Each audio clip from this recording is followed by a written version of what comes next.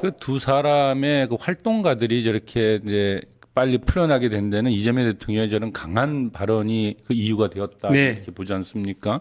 근데 저는 이걸 보면서 네타냐후 총리 전범인데 네. 그 유럽의 여러 나라들이 다 그 체포 지시를 내리고 있지 않습니까? 그렇습니다. 근데 그거 같이 검토해보라는 얘기 할 때 정말 뭐랄까 소름 돋을 좀 짜릿했거든요. 자원봉사 뭐 이런 거 가겠다는 제3국 선박을 지금 납포를 하고 체포를 해가지고 지금 감금을 했다는데 이게 타당한 일입니까? 지휘 땅입니까? 이스라엘 영해예요? 영해도 아니고 뭐 영토는 아닙니다. 그럼 항의해야 되는 거 아닙니까? 지금 상황이 이제 교전 상황, 전투 상황이라는 좀 특수 상황인 점이 그럼 뭐 교전하면은 제3국 선박 막 납포하고 잡아가고 그래도 돼요? 네, 좀 법적인 측면은 다시 한번 검토를. 아니 법이고 자시고 기본적인 상식이 있는 거잖아요. 네타냐후 이스라엘 총리한테 체포영장 발부돼 있죠. 국제사법재판소에서. 네, 어쨌든 전범으로 지금 인정돼가 체포영장 발부돼 있는 거 아닙니까? 제가 정확히 전범으로 되는지 모르겠는데 하여튼 ICC 전쟁 범죄자 그러면. 체포영장은 있습니다. 근데 지금 그 문제는 좀 복잡한 문제라서 여기서 논의를 하는 것보다는 좀 저희가 검토를 해서 따로 보고를 드리겠습니다. 아니 우리 국민을 잡아갔으니까 하는 얘기 아닙니까? 사실은 참 오래된 검기였습니다. 그렇죠. 이스라엘의 이 전쟁 행위는 사실은 미국과 같이 하는 거라고 합니다. 미 이스라엘 특수관계가 있죠. 이거는 그러니까요. 한 몸이라고 볼 수 있는데 한미관계라는 특수한 관계 속에서 그럼에도 불구하고 이재명 대통령께서 국무회의에서 명료하게 짚었습니다. 전문가들조차도 굉장히 좀 소름 돋았다 그러죠. 저 또한 마찬가지로 할 말을 하는구나. 이런 생각이 있었는데요. 사실은 최소한의 국제 규범을 어기고 있다는 건 전 세계가 다 알아요. 도가 지나쳐도 너무 지나치다. 이 말들 우리가 지금 하고 싶었던 이야기고 했던 이야기예요. 그걸 대한민국 대통령의 입으로서 직접 이야기했기 때문에 다들 너무 통쾌했다. 그런데 사실은 진실을 이야기한 것이었습니다. 실은 말입니다. 제가 꼭 좀 소개를 해주고 싶은 한 대목이 있어요. 이스라엘 언론의 사설에 이런 게 있었습니다. 한 달 전입니다. 이스라엘 언론의 사설입니다. 이스라엘 사람들이 팔레스타인 사람들을 강간하고 이를 전쟁 무기로 사용할 권리가 있다는 게 사설에 나왔어요. 아이고. 이걸 어떻게 볼 수 있을까요? 그리고 현재 미국의 국방장관 피터 헤그세스, 똑같은 유대인입니다. 이 피터 헤그세스가 공식적인 기자회견 석상에서 이렇게 이야기했었어요. 팔레스타인 그들은 인간이 아니다. 인간이 아니다. 짐승이다. 어. 짐승이기 때문에 짐승처럼 다룬다. 라는 것이 미국 국방장관의 공식 석상의 기자회견 이야기예요. 이거는 유엔 총회는 인간의 존엄을 중심으로 국제 협약이 있습니다. 그걸 정면으로 다 위반하는 것이죠. 이 양태가 아마도 이재명 대통령 입장에서는 해도 진짜 너무하는구나. 그런 반향이 아니었겠나 저는 그렇게 생각합니다. 근데 난 도리어 여기서 가끔 이제 놀라운 것을 발견하게 되는 게 대통령이 저렇게 강하게 화를 내고 있는데 우리나라 외교부의 이 관료나 또는 그 안보실장 대답도 제대로 못하고 어쩌면 이스라엘을 두둔한 듯한 발언들을 하더라고요. 우리 국민들이 예, 지금 저 영상이 수백만 회의 영상이 돌았습니다. 예, 두 번, 세 번 제가 봤는데요. 예. 거기에 답변하고 있는 안보실장, 외교부 2차관 네, 참 참담하죠. 예. 보편적인 인간의 존엄을 얘기하는 겁니다. 거기에 무슨 좌고면이 있을 수 있습니까? 그 석상에서라도 대통령께 맞습니다. 맞습니다. 이 한마디면 되는데 그걸 별도 보고하겠대요. 네. 뭔 별도 보고가 필요합니까? 아마도 참 속내가 궁금합니다. 그런 거 아닐까요? 그러니까 지금 미국하고 이제 이스라엘이 짝짝꿍이 돼가지고 이란을 공격하고 있으니까 이스라엘에 대해서 비판하는 것은 곧 미국에 대한 비판을 하는 것이고 한미 동맹을 맺고 있는 우리나라에서 감히 어떻게 미국을 비판하냐라는 그런 사고를 우리나라 관료들이 하고 있는 거 아닙니까? 그렇습니다. 그런 거죠. 말씀처럼 네. 이재명 대통령의 말씀은 지고지순한 보편적인 진실을 이야기했을 뿐이에요. 예. 해도 너무한다. 국제법적으로 지금 유럽의 여러 나라들이 전 세계 여러 많은 나라들이 네타냐후에 대한 국제사법재판 형사재판소 그걸 추진하고 있다. 우리도 검토해보라. 누구나 할 수 있는 이야기예요. 미국도 아니란 말입니다. 예. 그것에 유승남 안보실장을 중심으로 해서 스스로가 미국에 빙의 돼가지고 그런 입장 내진 태도 한마디로 이재명 대통령 머리가 아프겠다 이런 생각이 들었었습니다. 좀 많이 나온 김에 우리 위성남 안보실장 얘기 좀 하고 가야 될 것 같은데 좀 약간 곤란하신가? 너무 잘 알죠. 아니 일단 이 사람 가끔씩 우리나라 안보실장 맞아 이런 생각이 자꾸 들던데 많은 이거요 분들이. 얼마 전에 말이죠 편집인 간담회 나와가지고 위성남 안보실장이 무슨 말을 했냐면 호르무즈 해협에 대한 미국이 그 자유 구상, 그러니까 해양 예. 자유 구상이라는 걸 이제 참여하자, 거기에 참여해야 될 것을 검토할 수 있다라는 말을 했어요. 네. 한마디로 말해서 이제 이 남우호에 대한 그 공격도 지금 대통령이 굉장히 신중하게 발언을 안 하고 있잖아요. 네. 많은 사람들이 아직 어느 한 국가를 특정하지 않았다라고 하는데, 근데 위 실장은 도리어 이제 빠르게 거기다 군대를 보내자라는데 검토할 수 있다라는 발언을 하면서 대통령과 좀 다른 결에 대한 얘기를 하고 있고, 네. 또 그날 무슨 말을 했냐면 올해 그 전시작전 통제권, 전작권 회복을 위한 로드맵을 완성하는 방안을 지금 추진 중이다 이런 얘기를 하는데, 저는 임기 내 전작권 환수 문제는 대통령 대선 공약 아닙니까? 그렇습니다. 그런데 아직까지도 로드맵을 완성커녕 만들어 놓지도 않고 있구나라는 얘기를 그날 이제서야 이제 뭘 만들려고 한다라고 하니 도대체가 이게 하겠다는 건지 안 하겠다는 건지도 모르겠고, 지난번에 쿠팡 문제 때도 그랬잖아요. 쿠팡 때도 우리 정부가 정당한 법 집행하는 데 대해서 이제 미국 기업에 대한 공격이다라고 협박성 서한을 받았을 때도 위성락 실장은 이것이 무슨 내정 간섭이다 이렇게 항의는 안 하고 도리어 쿠팡에 대한 법 집행이 한미 동맹에 좀 도움이 안 된다 하면서 미국의 입장을 옹호하는 발언도 그렇죠. 했고요. 그리고 또 뭐 최근에 있었던 통일부 장관 구성 발언도 네, 맞습니다. 이것도 뭐 사실상 한미연합이 비밀 맞다 뭐 이런 식의 발언도 하고, 어떻습니까? 제가 볼 때 이 안보실장으로 위성락 이 사람이 계속 있는 한 이재명 정부의 국익 중심의 실용 외교에 한 발짝도 못 나가는 거 아니냐라는 아주 강한 문제의식이 이번에 특히 들었어요. 일주일 전에 유승락 현 안보실장 외교부 근무할 때 같은 시기에 같이 근무했던 사람들 몇 명하고 저녁을 같이 먹었습니다. 예, 2시간 내내 유승락 안보실장을 이야기하더라고요. 예, 그분들의 공통된 이야기가 이런 거 있었습니다. 방금 말씀하셨죠. 국익 중심의 실용 외교 잘할 거다. 잘할 그 나라는 미국이다. 미국의 국익을 위해서 미국의 국익을 위해서. 최선을 다할 것이다. 유승락 안보실장과 외교부에서 30년, 40년 같이 근무했던 사람들 3명이 있었습니다. 그 자리에. 너무 철저하게 한다 이거죠. 우리가 보편적으로 뭐 이런 말들은 이제 공개할 수 있습니다. 왜? 너무 많은 사람들이 유승락 안보실장이 동맹파다 뭐 이런 얘기를 하잖아요. 네, 동맹파다. 한미 동맹파다. 예. 그분들 이야기는 동맹파가 아니다. 미국 그 자체다. 그리고 그 중에 한 분이 그런 이야기를 하더라고요. 참. 숙미에 대한 개념을 철저히 구현하는 사람이다. 야. 사실은 이제 알만한 사람들은 다 압니다. 근데 진짜 중요한 건 뭡니까? 미국적 이해관계에 스스로 빙의되는 것, 스스로 알아서 미국적 입장이 되려고 하는 것 자체가 몸에 배어 있는 사람이다. 외교부 북미국장 때부터 주미공사 때부터 늘 그러했다. 그런 사람을 쓰고 있는 이재명 대통령의 과제다. 결론은 그렇다. 뭐 이런 정도로 이야기를 하는 걸 들었습니다. 알겠습니다. 약간 곤란하겠죠. 예. 모르는 사람도 아니고. 알겠습니다. 그 정도로만 듣고 넘어가겠습니다. 오늘 원래 하려고 했던 게 이 조선, 그러니까 예. 북한이죠. 북의 이제 헌법을 최근에 개정했어요. 네. 그 헌법 개정된 내용이 보니까 통일 조항도 이제 삭제됐고 영토 조항도 신설되면서 여러 가지 눈에 띄는 게 많던데요. 이번 그 헌법 개정에 대한 이야기 네. 총평을 하신다면. 북측의 최고인민회의를 통한 새로운 헌법 개정 관련해서 많은 곳에서 이미 토론을 해봤습니다. 예. 법학 전문가들부터 쭉 모여봤는데요. 저는 딱 명칭을 이렇게 정했어요. 기존의 북측의 헌법이 남북관계적 관점에서 본다라면은 통일헌법, 통일을 지향했던 헌법이라 본다라면은 이번에 새로 개정된 것은 완벽한 두 국가 헌법이다.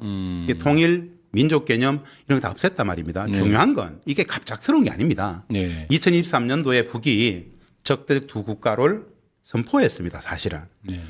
기존에는 통일과 평화를 지향해가는 민족 내부의 특수관계, 민족관계 뭐 이런 정도로 규정했었는데 이제는 필요 없다. 민족도 통일도 다 필요 없고 따로따로 살자. 그걸 명확하게 헌법에 박았다. 두 국가 헌법으로 전환시켰는데 우리가 이 북측의 관계 설정에 따라갈지 말지 우리의 과제는 따로 있다. 저는 그렇게 봅니다. 그렇군요. 근데 이번에 말한 그 영토 조항이 있지 않습니까? 네, 네, 맞습니다. 북에서 말한 영토 조항이 상당히 인상 깊던데 그걸 좀 잠깐 설명을 좀 해 주시죠. 예, 맞습니다. 우리 대한민국의 헌법에는 영토가 한반도와 부속도서입니다. 그렇죠. 근데 이번에 북측의 기존 헌법에는 영토 조항 자체가 없었습니다. 없었죠. 그런데 딱 신규 조항으로 영토 조항을 넣었어요. 텍스트 원 문장은 이렇습니다. 조선민주공화국 영역은 북쪽으로 중화인민공화국과 러시아 연방 그리고 남쪽으로 대한민국과 접하고 있는 영토와 그에 기초한 영해와 영공을 포함한 데 되어 있어요. 지금의 남과 북의 분단 상황 속에서의 이 영토 영해 개념이 그대로 적용된 겁니다. 그렇죠. 이건 어떤 거냐면요. 완전한 별개의 국가로 보겠다라는 것이 그게 부합하고 있어요. 그런데 우리는 아직 헌법에 한반도와 부속도서 즉 북측 땅이 우리 땅이고 예, 북은 불법 단체라 이건 거예요. 그런 거죠. 여기에 지금 충돌이 생겼는데 북이 저렇게 현실을 반영한 두 국가 헌법을 만든 만큼 우리 또한 마찬가지로 영토 문제는 좀 조정이 필요하지 않겠는가. 왜냐하면 이게 영토장에 우리가 그대로 두면은 적대일 수밖에 없어요. 그렇죠. 이미 아시다시피 1991년도에 유엔에 동시 가입을 했습니다. 북은 약 170개 국가하고 외교관계를 다 갖고 있어요. 예. 엄존하는 국제법적으로 국가가 맞습니다. 예. 다만 전쟁 중에 적대국 관계이기 때문에 우리한테는 적이기 때문에 국가로 설정하는 것 자체가 좀 애매한데요. 예. 이제는 현실 정합성 맞게 적대적 두 국가를 평화적 두 국가로 가기 위해서라도 실제하는 북을 인정할 필요가 있겠다. 이런 정도의 말씀을 드리고 싶습니다. 그러니까 말입니다. 결국은 이제 북이 그 2023년도 이후 공식화했던 그 적대적인 두 국가 관계 네.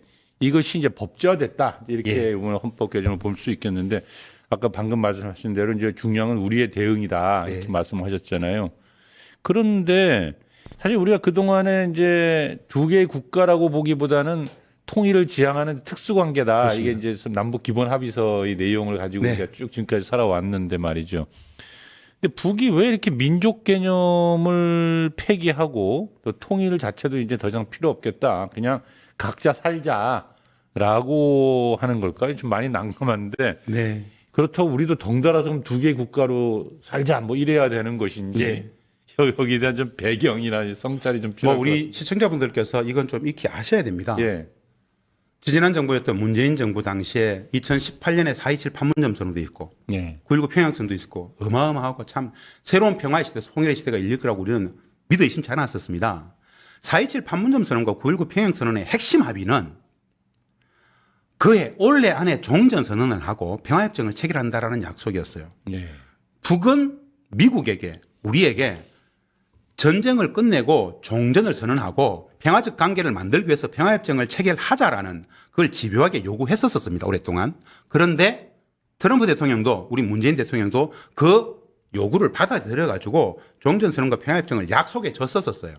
그런데 결국에는 2019년 2월 하노이 노딜로 북이 요구했고 남과 북이 4.27과 9.19에서 합의했던 종전선언과 평화협정을 물거품 만들었습니다. 결국 우리가 미국이 반대했다라는 이유 때문에 약속했던 합의했던 종전선언과 평화협정을 못 지켰죠. 그 실패 때문에 그 약속과 합의, 종전선언과 평화협정은 건 약속과 합의였는데 그것을 못 지켰고 이후의 관계 속에서 문재인 정부 말미까지 복원하려는 어떤 노력도 없고 미국이 반대하는 어떤 것도 스스로 하지 못하는 과정 속에서 북은 미국은 원래 한반도의 종전 평화협정 반대했는데 문재인 대통령과 남측 정부 당국은 직접 4.27과 9.19에서 합의하고 약속한 것마저 안 지키느냐. 그거 안 지킬 거야, 안 지킬 거야 했는데 결국 합의하고 약속한 것도 안 지켰단 말입니다. 네. 그래서 이제 포기했죠. 다시는 이런 거 하지 않겠다. 다시는 남측을 믿지 않겠다. 그래서 사실은 무시하고 포기한 상황입니다. 이제 왜 북이 적대적 두 국가가 되었는가라고 얘기했을 때는 문재인 정부의 한반도 평화 프로세스가 실패했다라는 것. 그리고 윤석열 정부 들어와서 실제로 드론을 20여 차례 보낸다라든가 국진을 도모한다라든가 실질적인 대북 적대 행위가 전쟁 군사적 관점에서 너무너무 일상화되었기 때문에 자, 모든 거 돌아가고 53년 7.27 휴전협정, 정전협정 체제, 전쟁이 끝나지는 체제, 전쟁 중이고 두 국가야, 전쟁의 두 국가야라는 객관적 현실을 딱 규정해서 앞으로 만나지 말자. 알겠습니다. 라고 발표한 거다라고 보면 되겠습니다. 그렇다면은 이제 사실상의 그 윤석열 정부 때의 잘못이라기보다는 그 이전으로 이제 거슬러 올라가야 될 것 같은데요. 예. 아무튼 문재인 정부 때부터 평화 프로세스를 약속을 지키지 않았던 것에 대한 성찰로부터 출발했는데요. 예. 근데 이제 북의 헌법 개정이라는 게 이제 두 개 국가를 확고히 하는 것으로 이미 이제 상황이 크게 변화가 일어났는데 그럼 우리의 대북 정책 기조는 어떻게 해야 되는가? 이건 진짜 좀 아주 중요한 시기인 것 같습니다. 당분간 예. 저는 너무 명료하게 생각합니다. 현재의 남북 관계는 우리가 이걸 인정하든 인정하지 않았든 관계없이 전쟁 중의 교전 중인 적대국 관계가 국제법적으로 맞습니다. 전쟁이 안 끝났어요. 휴전협정 체제는 전쟁 중인 체제이고요. 두 국가도 맞습니다. 우리가 인정하고 말고의 문제가 아니에요. 국제법적으로는 전쟁의 적대국 관계입니다. 그러면 저는 두 국가를 하나의 국가로 만드는 것은 지고지선 오랜 과제죠. 전쟁 중에 적대적 관계를 빨리 다시 신뢰를 회복하고 평화적 관계로 바꾸는 것이 진짜 중요하겠다. 그러면 저는 이렇게 얘기합니다. 전쟁 중에 적대국 관계는 국제법적으로도 현상의 객관적 현실을 이야기한 거다. 그러면은 적대적 두 국가 관계를 평화적 두 국가 관계로 만들자. 평화적 두 국가로 만들기 위해서는 전쟁 상황을 끝내야 된다. 예. 종전을 하든지 평화협정을 체결하든지 적대를 내려놔야 된다. 적대를 내려놓기 위해서는 저는 적대를 청산하는 신뢰 회복의 장치를 우리가 먼저 드라이브를 걸어야 된다. 신뢰 회복, 적대 청산, 평화 근원으로 가야 된다라는 건데요. 이재명 대통령께서 통일부 정동 통일부 장관하고 나와가지고 같이 발표했던 게 있습니다. 한반도 평화 공존 정책이라고 있습니다. 네. 평화 공존은 맞는 목표 같아요. 그 평화 공존을 위해서 신뢰를 회복해야 되는데 그렇죠. 신뢰를 회복하기 위한 구체적 내용들이 안 보인다라는 게 조금 안타깝습니다. 한반도 평화 공존 정책을 발표하면서 우리 이재명 정부의 내용을 보면은 이렇게 잡혀 있어요. 남북 평화 공존의 제도화, 예. 공동 성장 기반을 조성하고 전쟁과 핵 없는 한반도 이게 지금 평화 공존 정책의 예, 맞습니다. 중요한 내용이거든요. 근데 그것을 지금 문제가 있다 이렇게 보십니까? 평가를 그렇습니다. 한다면. 예. 우리 시청자분들께서 꼭 아셨으면 좋겠습니다. 한반도 평화 공존 정책은 참 적실성 있게 목표를 설정해 둔 것 같아요. 예. 그런데 세부 목표가 평화 공존을 제도화하겠다. 그리고 공동 성장의 기반을 구축하겠다. 경제협력과 관련된 내용이단 말입니다. 예, 공동 그리고 성장을 그렇겠죠. 전쟁과 핵 없는 한반도 비핵화입니다. 자, 이게 목표인데 이재명 정부 남은 4년 안에 이걸 할 수 있을 것인가? 불가능하다는 생각이 듭니다. 왜냐하면 뭐 교류하고 관계 정상화하겠다. 비핵화 문제하고 이걸 같이 풀겠다. 이런 추진은 전략도 있더라고요. 근데 이게 제가 곰곰이 아무리 들여다봐도 이것을 어떻게 하겠다. 어떻게 풀어가겠다. 어떻게 교류하고 어떻게 관계 정상화하고 라는 구체적인 방법론이 아무것도 없고 무엇보다도 이 추진 체계 전략 목표의 한 페이지에 비핵화가 3번 나와요. 예. 비핵화는 북의 입장에서는 자신들의 국방 안보 전략을 포기하라는 이야기하고 똑같은 얘기란 말입니다. 만들어놓은 핵을 없애라고 하니까 그럼 그 핵을 없애기 전에 대화조차도 안 된다라는 걸 의미하는 그렇죠. 거 아닙니까? 이걸 교류, 관계정사, 비핵화를 한꺼번에 동시에 추진하겠다는 이걸 딱 보는 순간 북 입장에서는 집어치워라. 우리는 따로 살자. 예. 이럴 거라 이거죠. 그래서 저는 제가 누누이 통일부 장관님이라든가 요로에 계속 제안하고 있는 게 있습니다. 네. 평화 공존 정책이 맞습니다. 그러면 신뢰를 회복해야 됩니다. 신뢰를 회복하기 위해서는 신뢰 회복을 위한 정책을 내놔야 되는데 그 앞에다 비핵화를 꺼내놨습니다. 이거는 하지 말자는 것이고요. 말은 좋은 평화 공존 정책인데 4년간 아무것도 못하면 4년 후에 평화 공존이 아니라 적대적 분단 체제 유지 전략으로 갈 가능성이 매우 높습니다. 바꿔야 됩니다. 그러면 이 말씀을 드리죠. 신뢰 회복을 위해서는 가장 먼저 해야 되는 일이 적대 청산이라는 거죠. 우리가 북을 진짜 적대적으로 보지 않겠다라는 건데요. 예. 이런 발표는 해요. 흡수통일하지 않겠다. 북 적대하지 않겠다. 뭐 예. 이런 말은 하는데 사실은 법 제도적 관점이라든가 한미 전쟁 연습이라든가 비핵화를 요구한다라든가 이런 것들이 내용적으로는 대북 적대 정책이에요. 그러면 적대 청산을 위해 그러니까 신뢰 회복을 먼저 해야 되고 그를 위해서는 북에 대한 적대적 행위를 하지 말아야 된다는 예. 소리인데 구체적으로 어떤 것들을 하지 않아야 적대적 행위가 저는 멈춰지는 거죠? 현 이재명 정부 통일부에서 예. 딱 한 가지만 말 안 해도 된다. 비핵화. 우리는 뭐 말만 하면 북한의 비핵화가 앞에 있어요.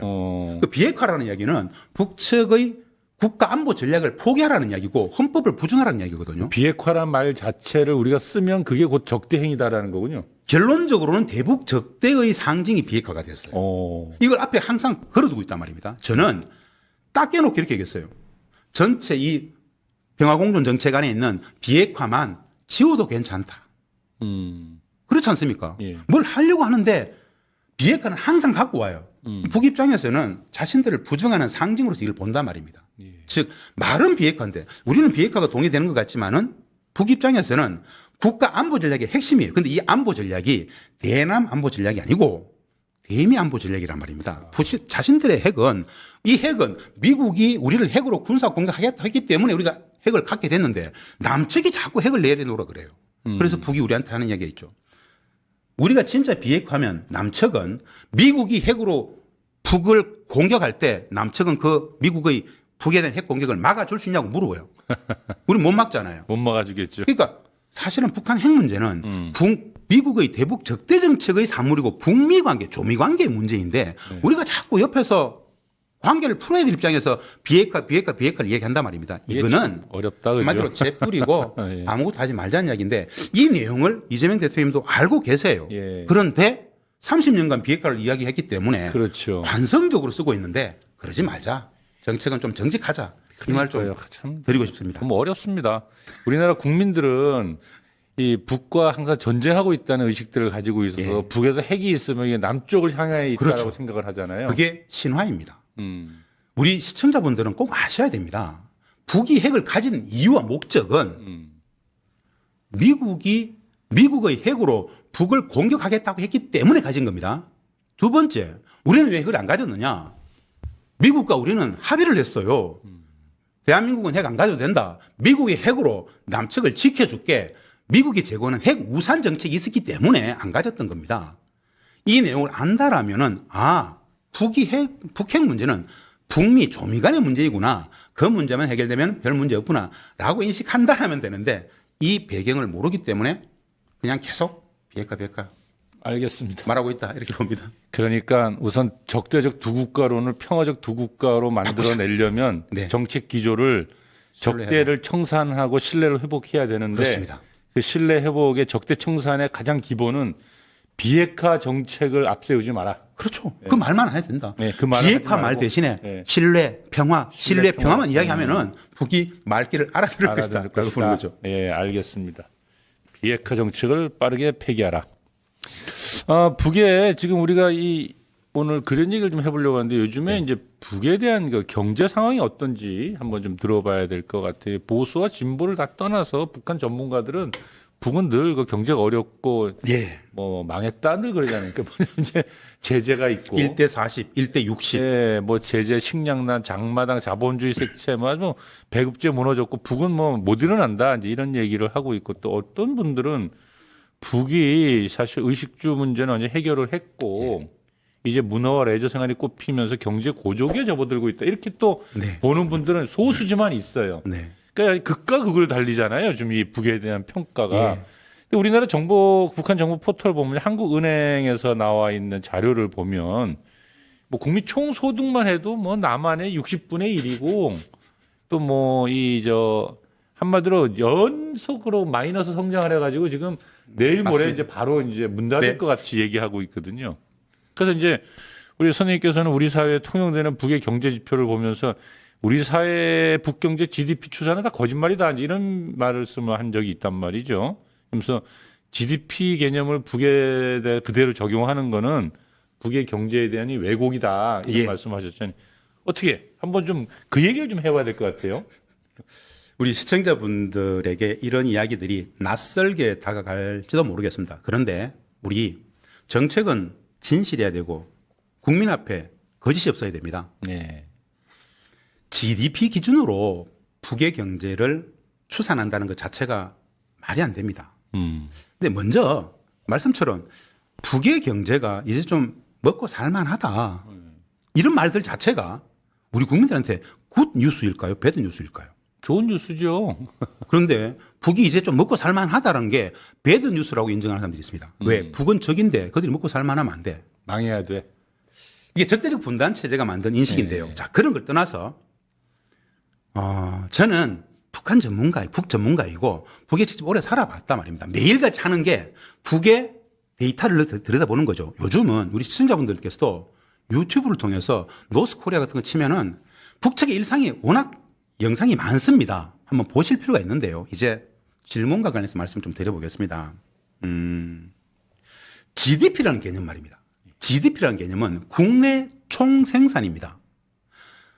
국내 총생산 GDP는 뭐냐? 최종 생산물의 최종 소비자 가격입니다.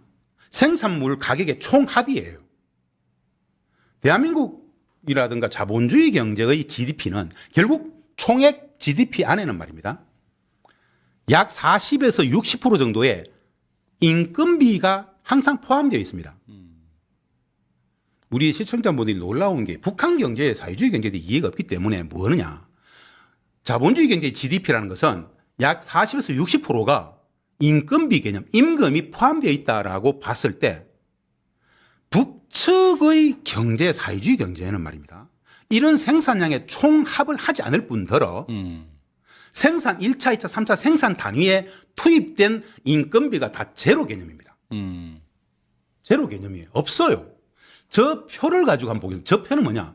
우리 한국의 전체 GDP 개념을 인건비, 기업인율, 감가상각, 부동산 임대료 이렇게 나눠봤단 말입니다. 저기에서 인건비 북은 제로예요. 제로. 왜? 예. 북은 임금이라는 개념 자체가 없습니다. 없으니까. 노동을 사고 팔지 않아요. 예. 0이에요. 기업이온. 예. 그런데 기업인율 20% 있죠. 예. 자본주의 기업은 이윤을 추구하고 이윤이 목적이죠. 사회주의 기업은 이윤을 추구하지 않아요. 이윤은 제로 베이스란 말입니다. 자, 북측 사회주의 경제에 부동산 임대료 개념이 있습니까? 없겠죠. 그런 건 없어요. 예. 예. 세금, 네. 교육비, 의료비 제로예요. 다 제로고. 자, 북측 사회주의 경제는 네. 이처럼 자본주의 경제와 전혀 다른 메커니즘을 갖고 있는데 네. 이런 자본주의 경제 지표인 GDP라는 개념을 북에 적용하는 것 자체가 말도 안 되고요. 두 번째, 방금 말씀하셨다시피 한국은행이라든가 우리 통계청에서 만들어내는 북측 경제 관련된 지표는 대부분 네. 추정을 근거로 한 그렇죠. 소수들입니다. 북은 그런 지표가 없고 발표도 하지 않고 예. 아무것도 없어요. 그냥 한국은행에서 북향민들, 탈북자들 이야기 들어보고 대충 에너지 수출입 동향 보면서 그냥 추정에 불과한 거예요. 알겠습니다. 그러면 말이죠. 예. 늘 말씀하셨더니 이게 북한에 대해서 너무 모른다. 북맹이라는 예, 표현을 북맹. 쓰실 때 북맹이다 맨날 그런 말씀을 하셨는데요. 우리가 진짜 북을 모르는구나. 근데 보면은 2,500만이 되는데 의식주 문제를 국가가 책임지고 있고 교육 문제 책임지고 있고 또 주택도 국가가 지급하고 공급하고 식의주, 예, 식의주. 의료, 교육 포함. 그러니까 이제 의료 문제나 교육 문제가 다 국가가 책임진다라고 하면은 그러면 이 GDP로 우리나라 아까 이제 그 북에다가 우리식의 그 GDP를 막 적용하면. 적용하지 말라 그러셨는데 만약에 적용한다면 예. 한다면은 어떻습니까? 우리 어느 정도로 평가해 볼 수 있을까요? 이걸 지금 보시는 우리 시청자분들은 이 말 자체가 굉장히 낯설고 충격적일 텐데요. 방금 그 지점입니다. 다시 한번 말씀드립니다. 수년 전부터 네. 북은 30년 전 1990년대 중후반의 그 고난 행군으로부터 진짜 어려운 시기를 거쳐와서 수년 전부터 식, 의, 주, 교육, 의료를 여하간에 2,700만 북측 주민들 대상으로 수년 전부터 100% 지금 공급하고 있어요. 이걸 남측의 전문가들도 이야기하지 않아요. 100% 공급하고 있다는 자체를 지금 부정해. 중요한 건 한다면 네. 2,700만에 대한 식료품, 이게 인민 필수 소비 제품입니다. 쌀, 밀가루, 하다못해 콩기름, 설탕, 엿기름 모든 2,700만의 식생활을 책임진다는 거, 의료를 책임진다는 거, 주택을 책임진다라는 거, 그렇죠. 이런 부분들을 네. 제가 AI하고 대화하면서 2,700만이야 이런 정도 된단 말이야. 미국 명목 GDP 기준, 미국의 명목 GDP입니다. 예. 명목 GDP라는 것은 우리가 GDP는 다 명목 GDP입니다. 미국 물가 기준으로 미국 때. 국민들이 한 끼당 밥을 얼마에 먹고 주택 비용이 얼마고 렌트비가 얼마이며 주택 다 했었을 때 그냥 단순 비교 딱 넣으니까 어느 정도 나왔느냐 한 3,700억 4천억 달러 정도 야, 나오더라고요. 표가 나오네 여기. 저건 제가 그냥 예, 만들어 본 거군요. 러프하게 예. 그런 조건을 딱 줘가지고 AI 제미나이하고 챗 GPT한테 동시에 물어봤어요. 물어본 거군요. 하니까는 예. 저런 계산을 던져요. 저 정도면은 북한의 명목 GDP보다 지금 현재 나와 있는 거 한 10배 이상 되는 수치라고 봐야 되겠네요. 저 정도면. 지금 북에 250억 달러, 270억 달러 네. 추산하니까요. 그러니까요. 대충 넣어도 대충 넣어도 10배 이상 열 수십 배가 넘어갑니다. 열 몇 배가 넘어갑니다. 그럼 근데 세계 디테일하게 계산하면은 더 나오겠군요. 이제 이런 비교를 해야 됩니다. 명목 GDP 아니고 실질 GDP 내지는 예. PPP GDP를 그래서 참. 구매력 GDP 있습니다. 예. 예를 들어서 시청자님들이 아셔야 되는데요. 미국에서 맥도날드 햄버거 하나가 만약에 10달러면 예. 중국에는 보통 2, 3달러 됩니다. 그렇죠. 한 5배 차이 납니다. 이발비 5배 차이 나요. 식비가 보통 5배 차이 납니다. 그런데 명목 GDP는 그 해당 국가의 물가 기준으로 발표가 됩니다. 그렇죠. 예. 이렇게 계산해 버리면 실질 GDP가 중국이 압도적인데요. 그렇죠. 다 이런 그렇죠. 개념을 그럼 북에 적용하면 어떻게 되는 줄 아세요? 엄청나겠네요. 북에는 이발비가 없어요. 없으냐. 식비가 없어요. 이걸 어떻게 예. GDP라는 개념으로 퉁쳐서 이야기할 수 있을 것인가라는 거예요. 알겠습니다. 그래서 그런 접근해서 네. 국민들한테 좀 허수를 좀 인식 안 시켰으면 좋겠다라는 만약에 이야기. 저렇게만 아까 근데 사실 그렇게 따지지 말자고 자꾸 말씀하셨는데 이제 저렇게 따져만 봐도 세계적으로 보면 한 40위 안에 들 것 같은데. 제가 이제 AI 제미나이에서 했는데 예. 방금 말씀처럼 쭉 검색해 보면 예. 미국 기준 넣고 일본 기준 넣어 보면은 보통 40위권에 들어옵니다. 그러니까요. 이런 이야기를 못 해요. 왜냐하면 다들 겁내하고 그러니까. 북은 못 먹고 못 살아야 되는데 북은 여하간 적대적인 국가이고 늘 헐벗고 굶주려야 되는데 예. 저런 이야기를 해도 되나? 알겠습니다. 이건 아니잖아요. 예. 진짜 제대로 좀 이야기하자. 예. 그래서 말씀을 드려봤습니다. 알겠습니다. 그 경제 이야기는 우리 다음에 또 나와서 좀 더 또 구체적으로 한번 더 하죠. 예. 무척 재밌는데 많은 분들이 많이 놀랄 것 같아요. 북을 곧 망할 것처럼 못 사는 나라라고 했는데 진짜. 굉장히 잘 사는 곳으로 되니까 잘 산다기보다는 예. 왜곡된 데이터들은 쓰지 예. 말자. 알겠습니다. 지금 이제 시간이 다 돼가 가지고 우리 하나만 좀 여쭤봐야겠어요. 예, 얼마 예. 전에 그 미국과 중국이 이제 그 정상회담을 했잖아요. 네네, 그렇습니다. 시진핑과 트럼프가 만났을 때 그때도 이제 한참 우리나라의 언론에 뭐가 나왔냐면은 이 북미 회담을 좀 중국에서 다리를 예. 놓지 않겠느냐 뭐 이런 얘기 있었잖아요. 예. 근데 이번에 보니까 또 이 얼마 전에 왕이 그 외교부장이 다녀오고 또 중국의 경호팀과 의전팀들이 또 평양을 갔다라는 걸 봐서는 조만간에 시진핑 그 주석이 북을 방문할 것 같단 말이죠. 예, 그렇게 대통령 얘기가 나오는데, 근데 그 뭐 방문에 대한 의미도 잠깐 좀 살펴봐야겠지만 우리가 또 관심 있게 보는 거는 거기에서 다시 중국이 북미 간의 회담을 중지하지 않겠느냐라는 게 또 상당히 기대치를 높이는 것 같아요. 예.